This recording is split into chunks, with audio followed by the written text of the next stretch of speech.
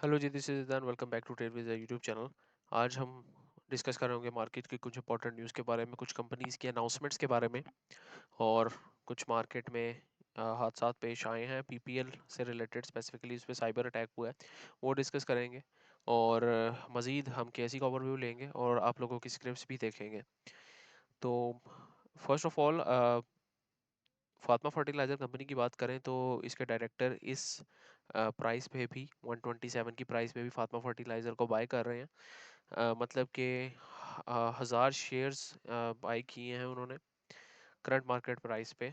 और इससे मोस्टली जब एग्जीक्यूटिव या डायरेक्टर्स वगैरह बाय कर रहे होते हैं, इससे आप लोगों को ये पता होता है कि वो कंपनी या तो आने वाले दिनों में कुछ अच्छा परफॉर्म कर सकती है, या तो उसकी फ्यूचर आउटलुक फॉर इन्वेस्टर्स एक अच्छी हो सकती है। क्योंकि जाहिर सी बात है, कोई इंटरनल आदमी बाय कर रहा है तो वहाँ पे कुछ ना कुछ इसमें पॉजिटिव चेंज आना ही चाहिए। खैर, ये इतनी ज़्यादा क्वांटिटी तो नहीं है जिस पे हम ये सारा वर्डिक्ट ले सकें, लेकिन ये चीज़ें मोस्टली देखी जाती हैं जब बहुत ज़्यादा मैसिव क्वांटिटी कोई इंटरनल बाय करता है। मज़ीद अगर हम बात करें तो मारी के रिजल्ट्स थे, आज इसकी बोर्ड मीटिंग थी, लेकिन इसने कोई रिजल्ट्स अनाउंस नहीं किए अभी तक। Similar is the case with एफसीसीएल की भी मीटिंग थी, लेकिन इसने कोई रिजल्ट्स अनाउंस नहीं किए अभी तक। लोटे केमिकल की बात करें तो लोटे केमिकल के प्लांट्स शट डाउन हो चुके हैं। एक प्लांट इसका शट डाउन हो चुका है ड्यू टू टेक्निकल फॉल्ट, और मज़ीद ये मेंटेनेंस वगैरह करके उसको दोबारा एक्टिव कर देंगे। अ, मज़ीद अगर बात करें तो साइबर सिक्योरिटी इंसिडेंट जो पीपीएल पे हुआ है, पाकिस्तान पेट्रोलियम लिमिटेड पे, इन्होंने मेंशन किया है कि यहाँ पर ये रैंसमवेयर अटैक था कि जो लोग आपके सिस्टम को हैक करके उसका डाटा डाटा को इनक्रिप्ट कर देते हैं, एंड देन वो आपसे रैंसम मांगते हैं कि आप हमें पैसे दें, हम इसको देन डाटा को दोबारा री रीवैप कर देंगे, या उसको दोबारा अपनी असल हालत में ले आएंगे।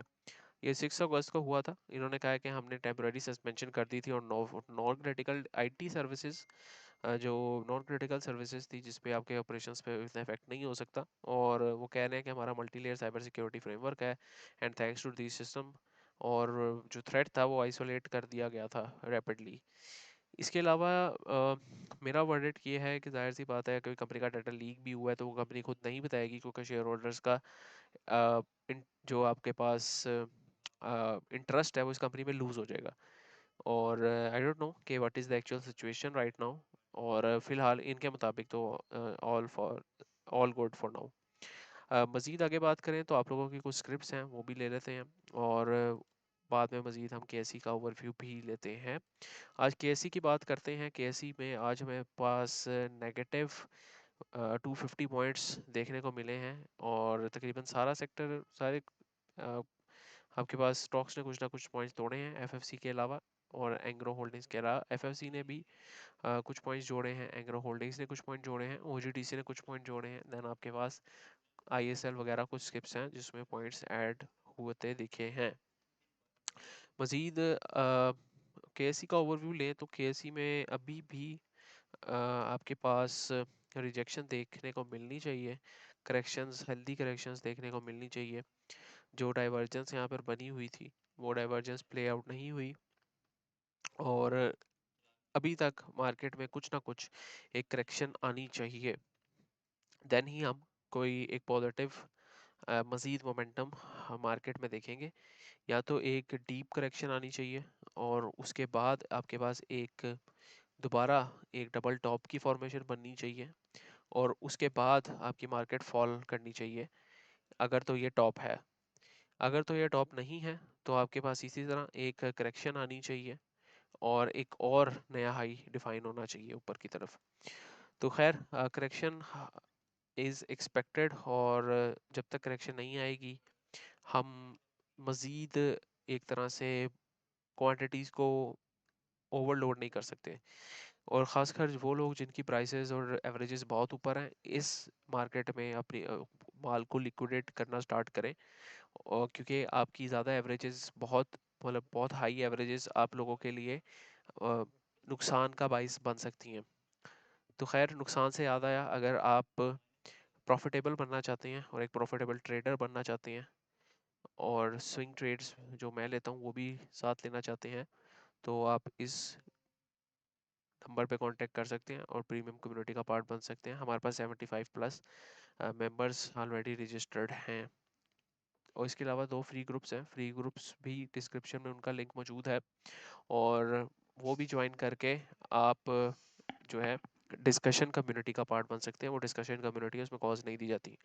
प्लस फॉरेक्स भी हमने स्टार्ट की हुई है, उसका भी लिंक डिस्क्रिप्शन में मौजूद है, फॉरेक्स चैनल का, वो भी आप ज्वाइन कर सकते हैं। अब हमारी सिर्फ एक पेड सर्विस है जो हम PSX कम्युनिटी हमने बनाई हुई है, जिसमें 75 प्लस मेंबर्स हैं, बस ये पेड सर्विसेज हम ऑफर कर रहे हैं, और कोई हमारी पेड सर्विस नहीं है। बाकी सारी सर्विसेज हमने अभी तक फ्री रखी हुई हैं। मज़ीद अगर आगे चलते हैं तो कुछ स्क्रिप्ट्स को डिस्कस कर लेते हैं आप लोगों की। तो INIL का एनालिसिस कर लेते हैं। अगर आप लोग भी चाहते हैं हम आपकी स्क्रिप्ट्स को डिस्कस करें तो कमेंट्स में स्क्रिप्ट्स अपनी मेंशन करते करें। अच्छा, INIL इंटरनेशनल स्टील इंडस्ट्रीज ने अभी रिसेंटली एक डाउन ट्रेंड को ब्रेक किया है। अगर इसको वीकली में अगर आप देखें तो एक डाउन ट्रेंड को रिसेंटली इसने ब्रेक किया है with a good break of structure and change of characters. ये इसका हाई था, यहाँ पर इसका चेंज ऑफ करेक्टर हुआ है, और ये एक तरह से आप कह सकते हैं कि डाउन ट्रेंड से एक अप ट्रेंड में शिफ्ट हो चुका है। यहाँ पे इसने रीटेस्ट भी किया है। तो यहाँ पर एग्जैक्टली आपका ब्रेक ऑफ स्ट्रक्चर हुआ है, और करंट मार्केट प्राइस पे आप इसको एक्यूमुलेट कर सकते हैं। लेकिन जो अच्छा एक्यूमुलेशन का एरिया होना चाहिए मेरी नज़र में, वो ये एरिया होना चाहिए जो कि आपके पास बनता है 153 से 169.7 का। अगर मैं आपकी जगह होता मैं इसी एरिया का इंतजार करता, करंट मार्केट प्राइस पे बाय करने की ट्राई नहीं करता। तो आई एम एक्सपेक्टिंग कि ये यहाँ पर आपके पास आए, कुछ अर्सा कंसोलिडेट करें, यहाँ से टैप करके एक और हाई बनाए, और देन हम इसके टारगेट्स ले सकते हैं अराउंड 1200, देन 217 और 220 के टारगेट्स हम इसमें ले सकते हैं। तो ये थी हमारी स्क्रिप्ट, और सेकंड स्क्रिप्ट हम डिस्कस कर लेते हैं OGDC को। OGDC ने वैसे हमारा एक और TP हिट कर दिया है। अभी भी मैं समझता हूँ कि OGDC को नीचे आना चाहिए। अगर मुझे दोबारा 236 के पास पास मिलूंगा या फिर 240 तक 45 तक भी मिले, मैं इसको एक्यूमुलेट करूंगा। अभी इसमें टारगेट्स बन सकते हैं, लेकिन अभी थोड़ा थोड़ा सब्र रखने की ज़रूरत है। मज़ीद अगर देखें आप लोगों की और कौन सी स्क्रिप्ट्स हैं। Nice nice. अच्छा अर्ज़ा भाई, हब्को का नेक्स्ट टारगेट्स बता दें। हब्को के नेक्स्ट टारगेट्स भी हम देख लेते हैं। द हब पावर कंपनी, देखिए जी, हब्को का जो सिंपल नेक्स्ट टारगेट है ना, वो इसका हाई डिफाइन जो हुआ है वो यही है, जो कि 169.81 बनता है, और ये इसका नेक्स्ट 170 या 169.81 इसका नेक्स्ट टारगेट है। अगर तो ये इसको भी ब्रेक करता है, देन हमें नेक्स्ट मजीद टारगेट्स निकालने पड़ेंगे हब्को के लिए, जो कि इसकी एनालिसिस से अलाइन होंगे। आई एम एक्सपेक्टिंग कि ये यहाँ पर आकर कुछ कंसोलिडेट करे, देन एक ब्रेकआउट दे, देन रीटेस्ट करें, और देन ये ऊपर जाए। अगर तो इस तरह का सिनेरियो मिलेगा तो फिर, और वॉल्यूम्स मेरे पास श्रिंक हो रहे होंगे डाउनसाइड के वॉल्यूम स्पेसिफिकली, तो मैं इसमें एंट्री बनाने का सोचूंगा। तो खैर, ये तो हमने प्रीमियम में भी उठवाया हुआ है, और प्रीमियम में हमने ये तकरीबन 2-3 महीने पहले उठवा दिया था, तकरीबन जब इसकी 139 तक प्राइस थी, और वहां से हमने इसमें 18 से 20% के गेन वैसे ही बना लिए हुए हैं। RSI को देखें तो अभी भी वीकली में बहुत ज़्यादा पोटेंशियल है RSI में, और ये तो अभी बस चलना स्टार्ट हुआ है। अगर तो RSI के मुताबिक मैं इसके टारगेट्स निकालने की कोशिश करूं तो मुझे 220-230 के ये टारगेट्स नज़र आते हैं इसके मुताबिक। तो इसको वॉच लिस्ट में रख सकते हैं, लेकिन इमीडिएट टारगेट्स जो हैं इसके 169-170 के हो सकते हैं। अब उसके इस लेवल के ऊपर सस्टेन करना इसको लाजमी है, ताकि ये नए टारगेट्स को फ्यूचर में अचीव कर सके। चलें अब नेक्स्ट क्लिप को देखते हैं। हमारे पास और ज़बरदस्त, ग्रेट, ज़बरदस्त, गुड, नाइस, ग्रेट, बहुत ज़बरदस्त। Please discuss long term investment strategy, can we add stock if it's going upwards like PSO सेज यू एंड GHNI। जी बिल्कुल, आप ऐड कर सकते हैं। जब स्टॉक अपवर्ड जा रहा होता है उसको आप एवरेजिंग कहते हैं। जब स्टॉक एक हायर हाई हायर लो की फॉर्मेशन बना रहा हो, लेट्स से आपने यहाँ पर एंटर किया और आपने कोई 1000 क्वांटिटी एंटर की हुई है, देन लेट्स से कि ये आपके पास 10% ऊपर चला जाता है, और यहाँ पर आप मज़ीद 500 क्वांटिटीज़ ऐड कर सकते हैं, मतलब 1000 से उसको डिवाइड करके 2 से, जो क्वांटिटी है उसका अब आधा आपने ऐड करना है, तो आपकी एवरेज कहीं ना कहीं इसके बीच में मिडल ऑफ दिस पॉइंट बनने लग जाएगी। देन मज़ीद लेट्स से कि ये मज़ीद ऊपर चला जाता है, लाइक इस पॉइंट पे आपके पास आ जाता है, तो आप क्या कर सकते हैं, आप इस पॉइंट पे 500 का हाफ मानी के यानी कि 250 की क्वांटिटी ऐड करें। देन आपको ये होगा कि 250 की क्वांटिटी जब आप ऐड करेंगे तो आपकी जो एवरेज लाइक आ रही होगी वो इस एवरेज से थोड़ा सा ऊपर चली जाएगी और यहाँ पर लाइक आ रही होगी।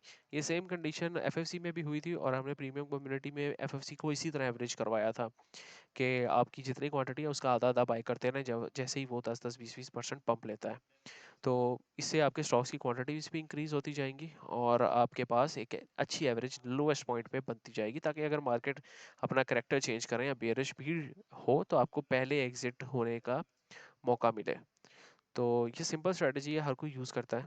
इसके अलावा ईकॉप का एनालिसिस हम कर लेते हैं। ईकॉप एक ऐसी स्क्रिप्ट है, मैं नहीं समझता कि इसको आप लॉन्ग टर्म के लिए रख सकते हैं, मैं इसको सट्टे वाली स्क्रिप्ट समझता हूँ। खैर ईकॉप मज़ीद गिर रहा है और इसने गिरना भी है मज़ीद। ये आपको मुझे जहाँ इसका नेक्स्ट स्टॉप नज़र आता है, ये आपको 30 से 37 तक की रेंज में नेक्स्ट मिलना चाहिए। एंड देन अगर इसने अपनी सेकंड लेग अप दोबारा क्रिएट करनी है तो इसको क्रिएट करनी चाहिए, या तो ये सिनेरियो होना चाहिए या एट लीस्ट इसको एक जगह पे कंसोलिडेशन करनी चाहिए, कुछ इस तरह जिस तरह प्रेमा कर रहा है। तो प्रेमा जिस तरह कर रहा है हमें उसी तरह की कंसोलिडेशन यहाँ पर चाहिए, ताकि दोबारा एक लेग अप हम एक्सपेक्ट कर सकें इससे। तो खैर ये हमने ई कॉप के बारे में डिस्कस कर लिया। जज़ाकल्लाह सर जी, काइंडली डिस्कस TPLP GCIL को कोहिनूर एनर्जीज। मैं इसमें से एक स्क्रिप्ट ही लूँगा, TPLP ले लेते हैं। तो TPLP को डिस्कस कर लेते हैं। TPLP प्रॉपर्टीज़ अगर मंथली चार्ट देखें तो यहाँ पर आपको क्लियर डाइवर्जेंस दिख रही है, एक तरह से बुलिश डाइवर्जेंस कह सकते हैं आप इसको, कि आपकी प्राइसेस तो एक सीध में है, लेकिन आपकी यहाँ पर जो डाइवर्जेंस है वो बढ़ रही है, आपके आर से ही बढ़ता जा रहा है। तो मंथली पे डाइवर्जेंस बनना से ये शो होता है कि स्टॉक जल्दी ही पंप लेगा, लेकिन इसकी जो एक्चुअल पंप की डेट है, आपका कब ये लेगा, किस टाइम लेगा, ये कोई नहीं बता सकता। लेकिन जब ये लेगा तो एक शार्प मूव आए आपको देखने को मिलेगी, जिस तरह का यहाँ पे कंसोलिडेशन हुई, इसके साथ आपका RSI भी ऊपर गया और देन इसने एक पंप लिया और तकरीबन तकरीबन ये आपका जो इसने पंप लिया 7% का इसने पंप लिया और 7x आप ये हो गया। इसी तरह आप यहाँ पर भी एक्सपेक्ट कर सकते हैं, लेकिन इसको बहुत टाइम लगने वाला है और किसी को भी नहीं पता। ये टेक्निकल्स आपको बताते हैं लेकिन आपको ये नहीं बताते कि कब ये होगा, क्योंकि अभी कंसोलिडेशन है, कंसोलिडेशन में ना कोई एंट्री सजेस्ट की जाती है ना कोई एग्जिट सजेस्ट किया जाता है। तो जो अगर ये पंप होता है तो इसके जो इमीडिएट टारगेट्स होंगे 22 और 30 के होंगे। ये मेरी वॉच लिस्ट में कब से है स्क्रिप्ट, और मैं इसमें एंट्री ज़रूर लूँगा जब मुझे इसके कंसोलिडेशन बॉक्स का ब्रेकआउट मिलेगा। अभी ये जो कंसोलिडेशन चल रही है ना, ये काफ़ी दिनों से चल रही है और इसके कंसोलिडेशन बॉक्स का जब तक मुझे ब्रेकआउट नहीं मिलेगा, या एटलीस्ट ये 11 के ऊपर क्लोज ना हो या 11.5 के ऊपर क्लोज ना हो, मैं इसमें एंट्री नहीं बनाऊंगा। मज़ीद आगे हिफा हिफा को भी देख लेते हैं। HBL इन्वेस्टमेंट फंड्स, अच्छा HBL इन्वेस्टमेंट फंड मज़ीद गिरेगा और इसमें बहुत चांस है गिरने के, लेकिन अच्छी चीज़ ये है कि जो अब ये गिर रहा है तो इसके वॉल्यूम श्रिंक हो रहे हैं। इससे ये आपको पता लगता है कि इसमें मज़ीद एक मूव देखने को मिल सकता है। तो जब तक ये 5-4 के पास पास 4.5 के पास मिले, आप इसको एक्यूमुलेट दोबारा करें और फिर रिस्पेक्ट करें, ये 7 को जाके टच करें या 7.5 को जाके टच करें, क्योंकि एक मूव इसमें हो सकता है, एक पेंडिंग मूव आपको देखने को मिल जाए। मज़ीद बात करें तो हमारे पास एच कार है। Excellent, please tell about H car. H car के बारे में भी हम डिस्कस कर लेते हैं।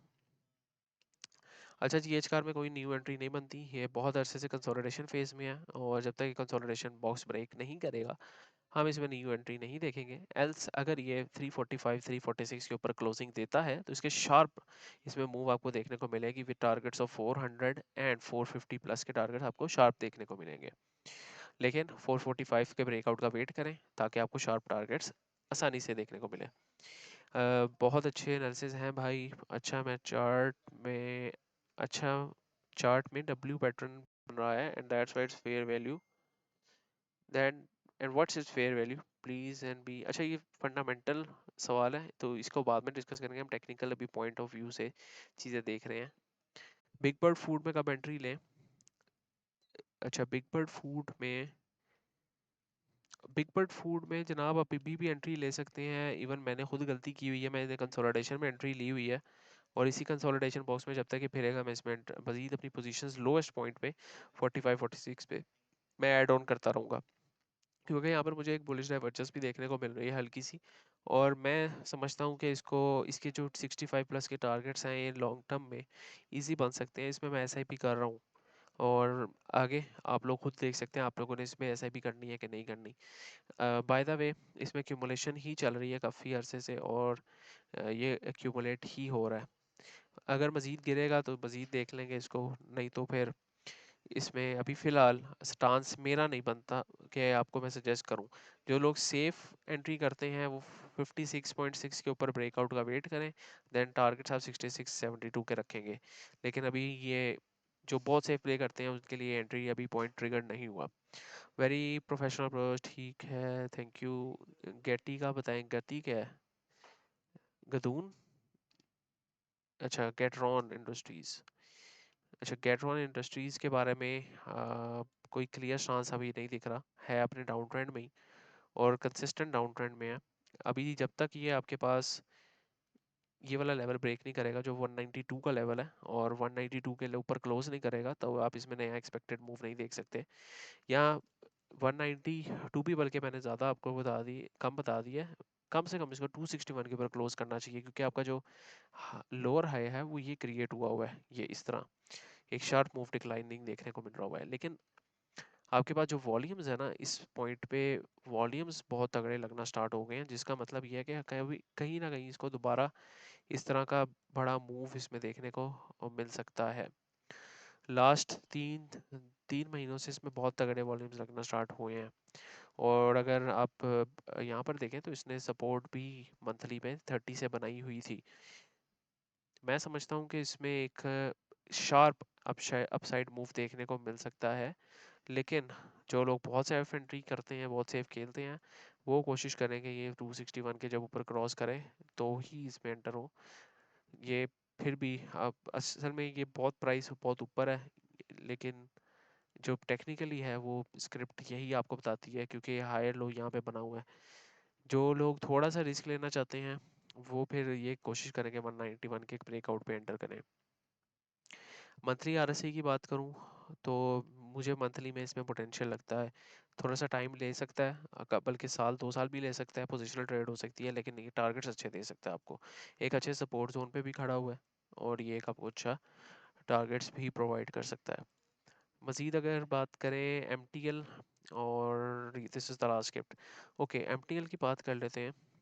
M T L is a good script तो, और यहाँ पर इसने अपना चैनल फॉर्मेशन बनाई हुई है। और let me remove these indications drawings. अच्छा, अब यहाँ पर इसने जो चैनल फॉर्मेशन बनाई हुई है ना, ये बड़ी खूबसूरत चैनल फॉर्मेशन बनाई है। और अक्सर जो आपके फंडामेंटली गुड स्टॉक्स होते हैं वो इन चैनल्स को बहुत रिस्पेक्ट करते हैं। रिसेंटली अपने प्रीमियम ग्रुप में इसी तरह के एक चैनल की कॉल से तकरीबन 30-40% एजीयू में बनाए हैं। तो ये होता है फंडामेंटली गुड स्टॉक्स पे अगर आप करें रिलाय।